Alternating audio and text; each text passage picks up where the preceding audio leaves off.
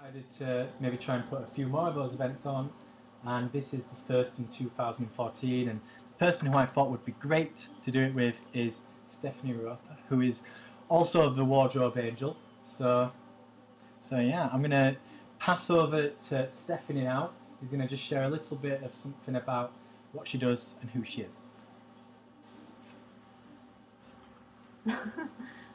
So my name's Stephanie, and my business is called The Wardrobe Angel. I set it up about 2.5 years ago after I had the experience of having to dramatically reduce the size of my own wardrobe, and it got me thinking about how women shop and how they dress themselves and how they manage their own wardrobes, and how we're sold to all the time, but we're never actually told how to put things together and how to reuse things in our wardrobe. So the whole concept of the Wardrobe Angel is helping clients understand how to dress for their lifestyle and their body shape, but also how to recycle what's in their wardrobe, whether through upcycling, whether it's through me selling it for them, or whether it's through just donating it to a charity shop. So aside from that, I also have a column in the Halifax Courier every month, and I'm fashion editor of an online magazine called Earth, Wit and Style magazine. I also run big swishing events, which are big clothes swaps events, and lots of other things as well in between. Yeah. All to do with clothing. Yeah, well, tonight we're going to be focusing on upcycling. So Stephanie's going to just tell us a little bit about the concept of upcycling. And although Stephanie's area is in fashion, I'm very intrigued by the whole concept. And I know I've spoken to Stephanie about it quite a few times now. The whole idea of reusing the products that we have is just an amazing way to, well, one, not waste money, but also not waste product, and adds more waste into the environment. So yeah, Stephanie, what basically is upcycling to those who don't really understand the concept? Well, the way I think of upcycling is one man's trash is another man's treasure.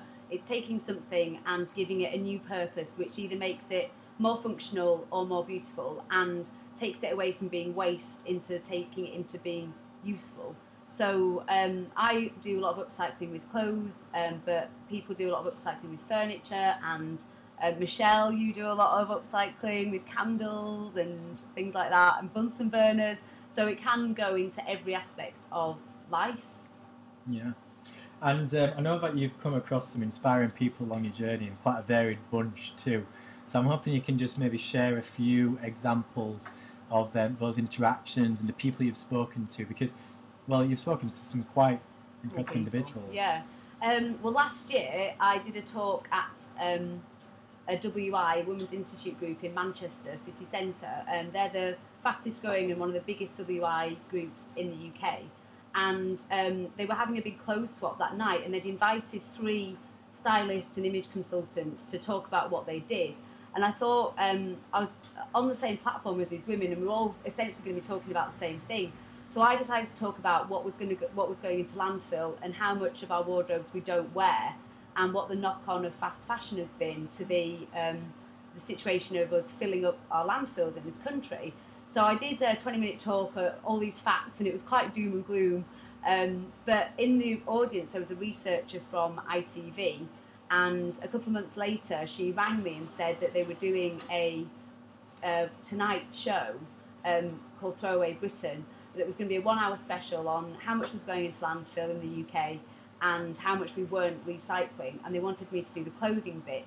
So I did that aired last August, and on the show we did how to upcycle clothes with a group of women who'd never upcycled before. A lot of them just threw their clothes in the bin when they'd finished wearing them because they couldn't be bothered to take them to charity. So we did upcycling with them. We taught them how to do a clothes swap, and there was also like a sit-down face-to-face kind of interview with the programme producer. And then around the same time, I was reading the Observer magazine, and in it there was an advert or an article about the Festival of Thrift, which was run by Wayne Hemingway. So I, at the time, I was writing for this ethical and sustainable magazine called Egg Mag. So I emailed the PR company for Wayne Hemingway and just said, can I have a chat with him about the Festival of Thrift, because that just sounds awesome. It just, all the branding just looked really good fun, and it didn't feel like it was going to be kind of all hippie and earth mother. It felt like it was really funky and really fresh. So I had a Skype chat with Wayne Hemingway really early one morning, And I'm a bit of a fangirl of Red or Dead. When I was a teenager, I had loads of Red and Dead stuff. I had these big foamy shoes, and it was all I could do just to stop myself from saying, "Oh, Wayne, I love your stuff." But I was like, "Be professional. Let's have a proper interview." So we had a chat, and he said he'd always been interested in vintage and reusing things. But the one thing that he really didn't like is that when people talk about recycling and upcycling, he said if you tell people that they're not doing a good job, or if you tell people they're not recycling enough, then they're not going to do it. They're not going to feel motivated to do it. And if you beat them around the head with all the facts of you're not doing enough, you're not working hard enough, you're going to demotivate them even more. So the whole concept for the festival was that it was a festival of enjoyment, and it was a festival of people to come and really celebrate upcycling and recycling. And it was for all people, like young kids, families. And on the day, it was in September on a weekend last year, 2 days, the sun was shining, it was absolutely beautiful. And there was loads of just really, really cool stall holders there with clothing and jewellery, loads of food. There was a big swish event. You could take your clothes and take other people's clothes away.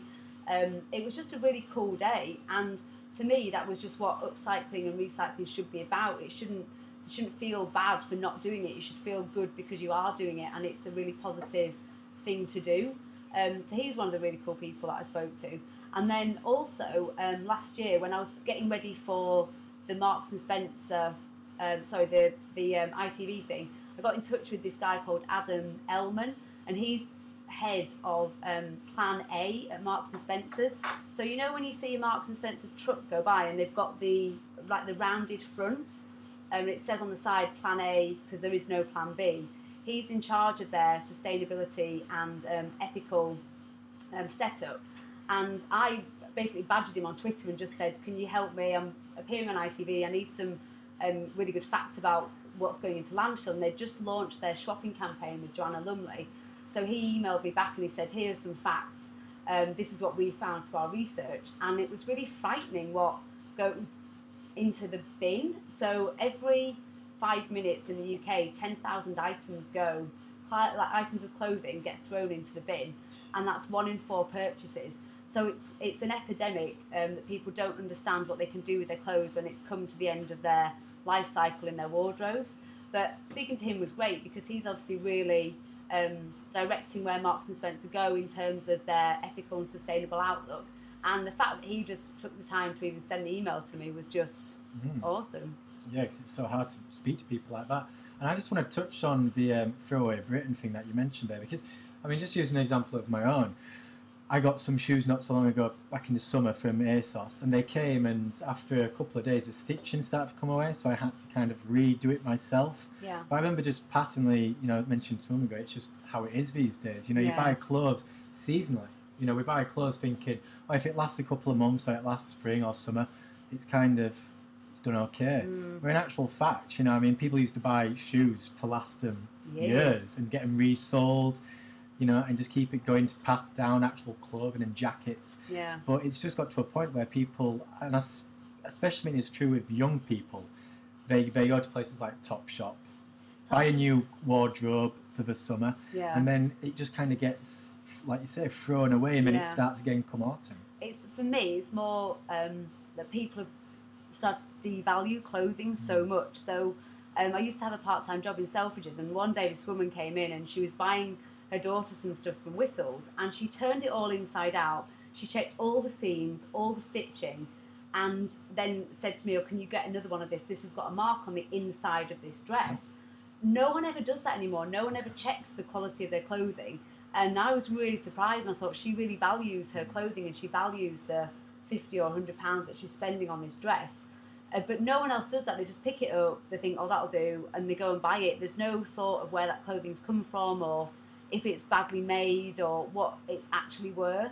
But I think a lot of it is to do with like the fast fashion retailers like Primark that they take catwalk trends and then they put them on the catwalk straight away. So there used to be a lead time of when things were on the catwalk, you'd have to wait 3 to 6 months to actually see it in the stores. But now they can get something from the catwalk into the shop in 6 weeks. And the quality of that is really poor because the design time is so short. But people nowadays, I don't think they value clothing, they don't see it as the same way. It has become very disposable, people do just throw it in the bin because they do just see it as a waste product that they're finished with. It's not that they value it enough to take it to the charity shop. That's a really interesting point, because I suppose it is just trying to change the perception of value. If you buy a pair of shoes and you actually value them, whether they cost £20 or £100, when they start to get a bit worn out, if you value it, you're going to think, no, how can I reuse this? Yes. Whereas if you don't value it, you think, I'll just throw it in the bin because it's like an apple core. Because it's that, if you spent, people often say, I like your top, and they go, it was only £3. Yeah. And it's all become about the monetary value of it, but it's not about the personal value or the, I love this top because I've worn it here and here and here, and so bought it for me. It's kind of reversed. Yeah, and I think it's like that in most things. I mean, people used to buy furniture so they could pass them down, so they could be heirlooms, whereas, I mean, I don't think I've ever bought anything in my life as of yet which I would think, this is worthy to be passed down. Yeah, gonna put it in my will. Sentimental value, but certainly not in terms of, physical value. Yeah. Whereas people used to get wardrobes and beds where this is going to last forever, this is going to last longer than me, and it's just not the case anymore. No, people go to IKEA and kit their house out, and then that's it. So, yes, it's a very different perspective.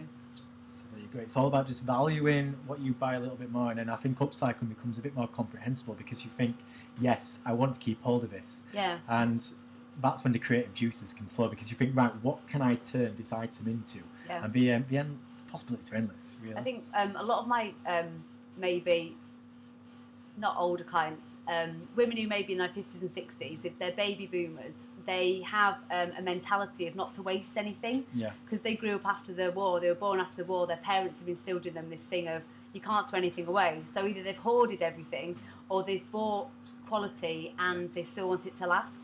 So I had a client called Sharon, who's a size 16 hourglass, and she had loads of suits from the 90s that were really boxy, really not so great for her figure. So we took them in, we added scarves around the neck to turn them into shawl collars, turned the cuffs back, and we redid them all. And she realised that was going to add the individuality to her wardrobe. It was also cheaper than going and buying another jacket. So for her, the upcycling was really cost effective, but it was also a really good way of expressing her personality through her clothes. Yeah. I think that's also the case, because sometimes you try and look for the perfect item, whereas actually you can find something you like and there's nothing stopping you from adding something or taking something off. And I think individuality in Britain used to be a big thing, and I don't know, maybe it's devalued a bit over time. Everyone seems to have the same stuff because they're shopping in the same places, where you can take something, wear it for 6 months and then go, right, what can I do to it now to just give it a little bit of something. You've got to have the relationship though with a good seamstress or somebody who's got the skills in order to do what you want to do with something. And I've got a wicked seamstress that I work with in Manchester who I can take something and go, right, Laura, can you do this with this? And she can do it. But I think that's where maybe it falls down a bit, is that some people, because they're not used to thinking like that, they would just think, well, I'll just either throw it in the bin or just give it to charity and I'll just go and buy something new. Or it's the time that it would take to get something altered that they just think, it's not worth it. So it's about striking a really good balance and encouraging people to use like the local skill base and the local seamstresses that say just build that relationship. And we are in the home of Totally Local here, so that kind of links in very well with something like that, because it just gives you a reason to actually interact with the local companies and the local people around. So I'm guessing you've well, I can only assume you've worked on and come across some rather amazing upcycling projects. Both you've worked on yourself, you've already touched upon a couple, but also just things that you've come across. I know you blog about certain upcycling projects and about certain people. I know that you've interviewed someone in this audience. So tell us a few examples about these projects. For 2 years running, I've been involved with the Recycle for Greater Manchester fashion show. And they have every year just designers who either will take stuff from charity shops and recycle it and upcycle it and send those outfits down the catwalk, or they've got this amazing designer called Adnan Bayat who makes dresses out of things like cling film and newspaper. And last year he made a dress out of 34,000 paper clips, and it was amazing. The photos are on my Facebook page if you want to have a look. But that's the kind of creativity that you just think, that's awesome, and it's really changing the perception of what clothing is, because it's out of products that you would usually associate more within the household, not actually to dress yourself in. So yeah, the Recycle for Greater Manchester project, that's amazing. And then I've been involved with a brand in Leeds called Antiform, and the owner Lizzie gets all the material for her clothing from within 20 miles of the factory. So it's reduced like transport times and costs that way, but also it's stimulating the local economy because she buys these end rolls of what would be otherwise wasted material. So she reuses it in that way. They do a monthly clothes swap, which I volunteer at as well. And there they have a seamstress there that can say, okay, try this, try that, and make things more, I don't know, more appropriate for you or just more appropriate to your personality. So that's really exciting. And then I've worked with a jewellery designer called Kate Wood, who's based in Huddersfield, and she goes around charity shops. It's like the best job. She goes around charity shops and she buys like leather handbags, leather belts that are maybe vintage, and then she cuts up little bits of them and then moulds them into like bracelets and adds little bits to charm bracelets. So everything's really individual and everything's really vintage, but she's also made it look really new and fresh. So she works with a lot of really awesome like coin producers in the UK as well, and she uses them in her jewellery. So she's really into like the upcycling and the recycling like that. And then I chatted to Michelle over there the other week about her upcycled products, which are awesome. They're just awesome. They can quite often be a form of art.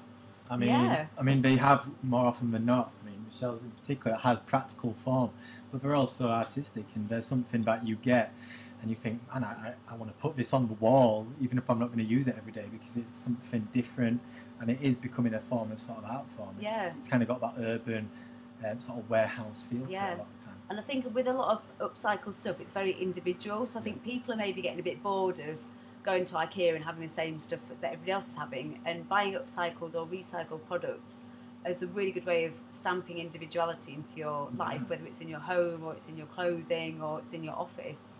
Yeah, well, I was telling you the other day that I've currently got a stack of boxes in my room, and I want to kind of have something that's going to put those boxes in. But rather than just go to IKEA and buy, you know, a normal table or a normal dolly or something, I like the idea of maybe buying a few different components of things which are cool and somehow bring it together, because it is all about having individualistic things in your life which make you go, yes, I'm proud of that. Yeah. I'm proud to have my things in that. I'm proud to be a part of that. Rather than just, oh, I got it from IKEA, it was £25 and I put it up in 10 minutes. Yeah, I think that's a really important thing. But again, it's well, not even educating, that sounds really patronising. It's more just saying to people you can have fun, and going to charity shops is okay, and removing the stigma, I think, of doing things like that. Well, this rolls on quite nicely into the next question, because I think upcycling in particular can become a sort of communal event. It's something families can get a great deal of enjoyment about, because you take one thing and go, right, what can we create from this? So just share your thoughts on upcycling in everyday life, because we have a lot of creative people of eclectic taste in here, and your area is in fashion, but I can just imagine all these creative minds are starting to think, ooh, I can incorporate this into my work, in my office, in my living room. So what are your general thoughts on upcycling as a whole, and how people can maybe embrace it? And I've got a Pinterest board dedicated to this, because I think it's really interesting when you take something and you take it out of context and you make it do something else. So somebody on Pinterest had they had bookends, but they'd drilled them into the wall and they were using them to stack shoes on. So to take the space off the floor and put it onto the wall, which is an awesome idea. And then wire hangers, they're so annoying. Like when you get them, if you've been to dry cleaners or whether they're just hanging in your wardrobe, and they'd use them as they'd put loads of nails in the wall and they'd use them to hang their necklaces off. So it's just like really little things like that. And also when you do get necklaces, when they break or when you suddenly like fall out of love with them, you can use them as art. So you can wrap them all around the wire hangers and use that as a kind of art installation. So just like little things like that are just so interesting and quirky and different. And it just makes you, when people walk into your house, look so much cooler, because they're just like, oh my God, where did you get that? You're like, oh, I made it.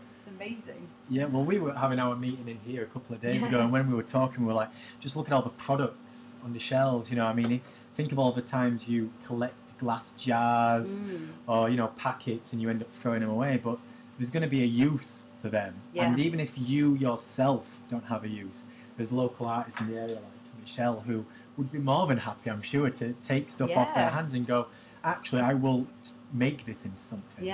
And like I said, I feel like I think you mentioned something to do with Chinese boxes, and you can use that for your lunchbox the next day. Yes, if you There's get like a little Chinese takeaway and they deliver it in the little boxes. Like my mum, she's got a whole cupboard just full of Tupperware that is now that she puts like other lunches in and little things like that. So it's like even just reusing it in that sense. And then we were talking about those little like goo pots that you can buy from the supermarket, and they're in a ceramic little pot, and then you can reuse that when you're making another baked dessert, and it's a dish that you don't have to go out and buy again.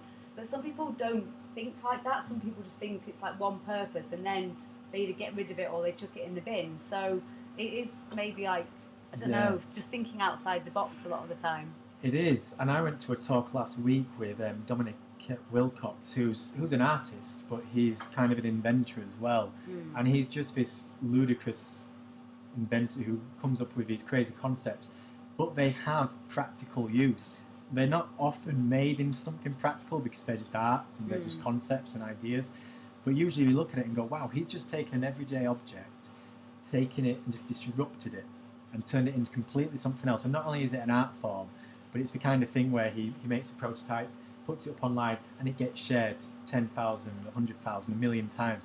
And yeah, he's a fairly well-known artist, but not to a point where he would share millions of videos or millions of images. But he does something and people go, wow, he's taken something I see every day and he's put it on a wall and now it's a Coke hook. Yeah. He did something like that, and I think it was with like a spatula. And he took like 4 spatulas, a nail, and basically made something that you can just turn, and he just bent part of it. Little things like that. Little things. I think that's where Pinterest is really cool, because we're living in a really visual society now with the advent of Facebook and Instagram. But Pinterest, people have loads of upcycling things on there, like with glass jars, they spray paint the inside and they turn them into really cool vases and things like that. So I think Pinterest is really a great source of inspiration. Yeah, absolutely. And you don't always need to think it up yourself, because there's things online where you can look at things and go, oh wow, I'm inspired by that, I want to put my own spin on. Exactly, you don't have to. You can get all the the tips and all the little do this, all the instructions. Awesome. Fantastic. Well, in a couple of seconds, we're going to take questions from you guys. So before we do that, I just want you to give a nice sort of round of applause to the wardrobe agents.